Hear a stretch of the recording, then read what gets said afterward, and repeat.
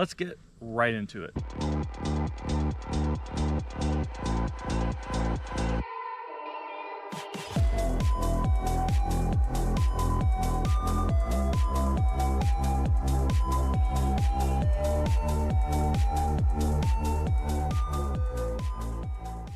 So first things first, I have H&R Sport Springs, and I will put the link in the part number down below so that way you guys can find the exact same one that I have.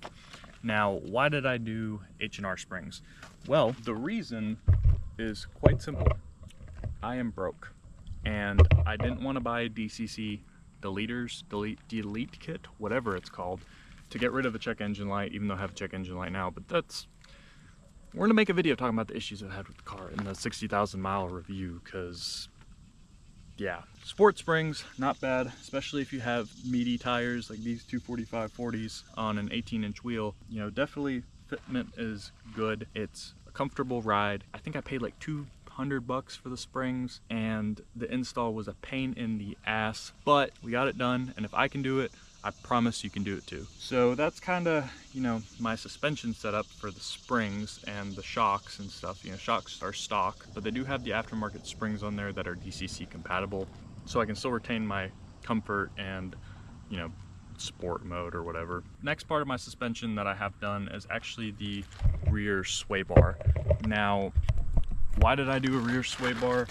Well, because the car, with even lowering springs on it, it has a lot of body roll, and because it's front wheel drive, you want to do the rear sway bar in order to reduce understeer, and it keeps the car more planted when you're going around fast turns, like in the mountains or in autocross or at the track, or, you know, your neighborhood twisty road.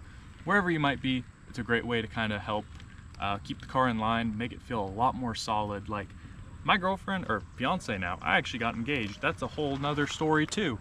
But the first time I got the sway bar, I took her in the car for a ride, and she was like, man, I want to get this on the Mark V, because she dailies my Mark V. That's why I did it. That's the result of it, and I think it cost me like $150 because I got it on sale.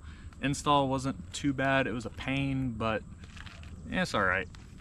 Not too bad. I have a video. I'll put it in the description. I'll put the part in the description so you can buy it. But anyhow, let's move along to the Dogbone insert. The next thing, and I think this is considered suspension. I don't know if it is, but it helps put power to the ground, so I'm considering it suspension.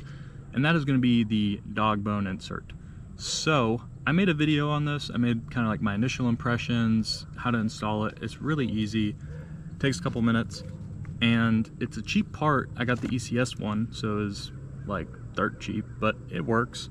And the car really puts power down on the ground better, so that's fantastic. I mean, like, when I got to stage 2, I had a lot of issues with getting traction and wheel hop and everything, and I put in the Dogbone insert, and it really helped a lot. And the noise and vibration honestly isn't that bad. There is a little bit in reverse at really low speeds, but that's about it.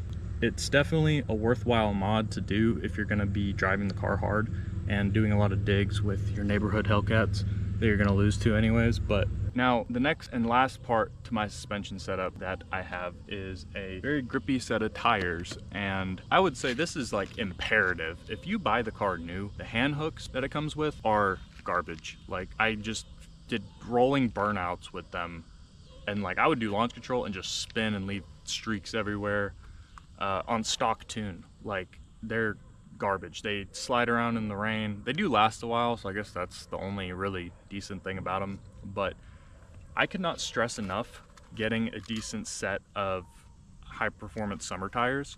My personal favorite, and I've tried 4 different sets of tires that I'm also going to be making videos on, but my favorite setup so far has been these 245/40 Indy500 Firehawk tires. These things are absolute monsters when it comes to traction. Like, I can do a rolling brake boost roll from 40 miles an hour and not really have any issues. I hook pretty well, you know, going 40, going 60, and even from digs doing launch control, like, there's minimal spin compared to a lot of people I know on the same platform. So that's a huge thing that I think is really important if you want to try to drive the car hard. These tires specifically are fantastic, and I'm going to make another video on them, kind of explaining why I think these are the best ones for this car, of the ones that I've tried, at least. That's pretty much all I have done to the car.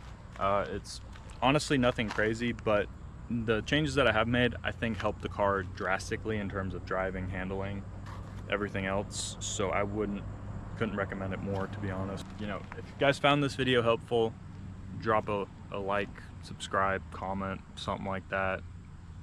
Check out the channel. I got a Miata, got a Mark V Jetta. One day we'll work on them. Catch you guys in the next video.